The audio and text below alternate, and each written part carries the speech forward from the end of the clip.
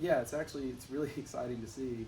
So I was just looking, and sales prices since the beginning of the year have climbed. New listing inventory has also climbed since the beginning of the year. Home sales have increased since the beginning of the year. Pendings have skyrocketed since the beginning of the year, and actually almost every month increased.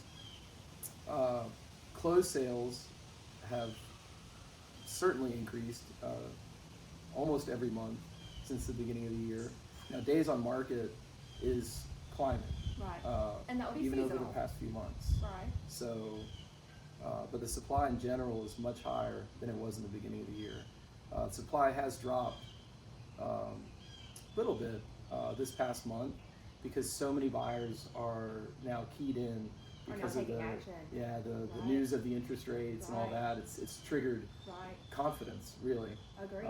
Agreed. And so A lot of questions about interest rates and where that's going. But of course, it's in the news. Rates have gotten better, Yeah. and they're holding steady.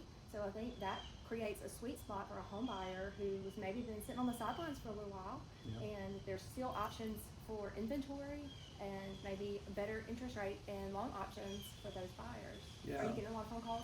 We asking are. those questions? We're getting a lot of calls, but it's we've had some sad scenarios too. Selling a house today Mhm. where there were 3 offers that came in on it in one day. Got it. 2 of the buyers were not qualified. Mhm. 2 out of 3 offers, Two and out of 2 three. of them were not qualified. And we had to ask the agent, can you send us a bank letter or Right, some right, some kind of right. financial letter? They said, oh, we'll get on that. And actually, one of those buyers wasn't even able to produce it, and they lost the house because of it. Their offer was, I think it was slightly better, Right. but they didn't have a bank letter. Right. And I often get phone calls, and they actually don't want to go through with their actual credit pull and providing any documentation because they haven't found the right house. But then that creates a panic moment for everyone when the right house hits the market, and now you don't really, you're struggling to put together the perfect scenario, and they're just not prepared. Yeah. It creates chaos. It's hard to perform because it does take a little bit of time for you Right. to go through that process. That's right. But And we want to do a good job. And Yeah. our realtors want us to do a good Yeah. job. So giving us the We- time to do that is very important. yeah, I've definitely called and texted you.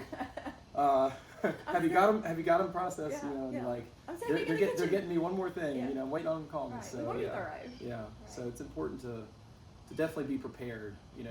When you're house shopping. Inventory is definitely on the rise, but with this news of the interest rate drops, it's bringing a lot of the buyers out there, and so the worst thing that somebody I think could possibly do when they see the home that they're finally excited about Agreed. is not be ready. Not be ready. That's not be prepared. that's painful to watch Right. for me Right. because I'm primarily a listing agent, Sure. and we get these offers in, and I'm like, you guys, I hate to tell you this, but Right. They were I got another qualified. offer in, they're ready, and Right. we don't know if y'all are. So I just would urge everybody, Yeah. call. Take the first steps. Make the phone call. Knock that out. We are not scary people at the bank. We are down to earth people who just want to serve our community. Yeah. So, and sometimes you need a plan. Sometimes you need a plan to move forward, and maybe the answer is not yes today. Maybe it's we need to do X, Y, and Z so you're ready in the spring. So planning is very important. And I've got one question for you, Robin. Okay. I know we had a busy day helping people, but so here's a scenario. Okay. What if someone, they come to you and they get pre-qualified and then they find a house today and Right. they write an offer on it today Right. and they contract it today. Right. What if the rates drop Okay. in a week Right. by, 1/10 of a point, something Right. like that? Right. As long as they haven't locked the rate, Locked in the rate. That is the how terminology. does that affect them? Well, and that's a conversation that at the time we receive the contract, we almost immediately begin to talk about rates, talk about what the projection is for rates, and give them the information on if they're ready to lock the rate. I don't determine when we lock the rate. They make that decision. I put that in their ballpark so that they can decide if they're ready. How long does somebody have to wait, or how long can somebody wait, before a closing is going to occur Right. to lock rate? About 2 weeks before Really? closing, Oh, that's great. we are getting in that area, that gray area where we Yeah, really need yeah. to make a decision. But So- there is some So time. there's a window. There is a So window. somebody could contract a house with a 30, 45-day closing, Right. wait a little while, even Mhm. see if there's a rate drop before locking the rate. That's right. Now, obviously, they're at risk for the rate going up as I well. was about to say there's So, a flip side. There's a yeah, flip side to yeah, that. yeah. If rates go up, we can only offer you the rate that's available at that minute. Right. And sometimes I have a conversation in the morning, and by 2 o'clock that afternoon, rates have changed again. So it's Yeah. a very fluid thing that we deal with. And that all goes back to getting pre-qualified and starting that conversation early, so when it is time to make the decision, you already have the information on rates and what the market is doing, because we start feeding that information to them at point of pre-qualification, Yeah. not at point of contract. It's so funny. Education.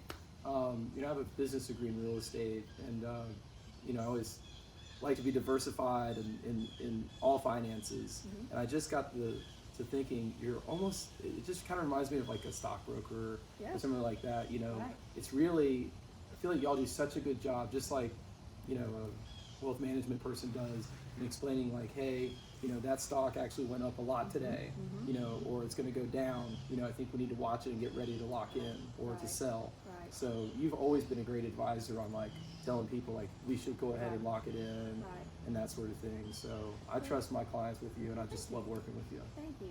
Well, another thing that a lot of people do not understand is when they call and say, "What's your rate?" is that we have a huge rate sheet. We have all the rates. Sometimes it comes down to, do you want to pay for that rate? How Right. much extra money at closing does it make financial sense for your overall goals? You're and talking about purposes? buying down the rate. Buying down Yep. points. And sellers can also buy down Sellers rates, can right? contribute That can be to that. negotiated. It can be negotiated into your sales contract.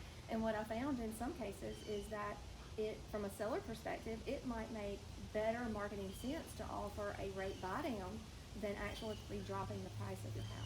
And Love I that. actually have a tool that would Love help that. to look at that. Yeah. Thank you for sending that to me last week. Yeah, yeah. So, Well, this was I'm cool. excited. Thank you. Yeah, what a place. Huh? Yeah, it's beautiful. Yeah, this is Absolutely about to hit beautiful. the market. So Yeah, it's absolutely gorgeous. Yeah. Okay. All right. Well, good luck. yeah, Thank you. Appreciate it. Let's go.